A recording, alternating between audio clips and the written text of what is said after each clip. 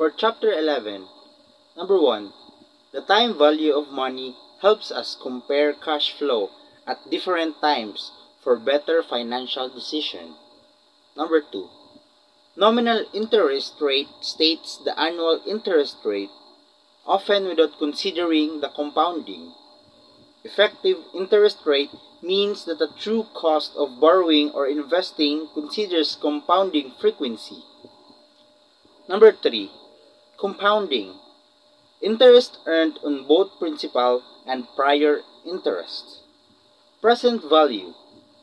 The current value of a future sum of money, considering the time value of money and interest rate. Future value. The future value of a current sum of money, considering the time value of money and interest rate.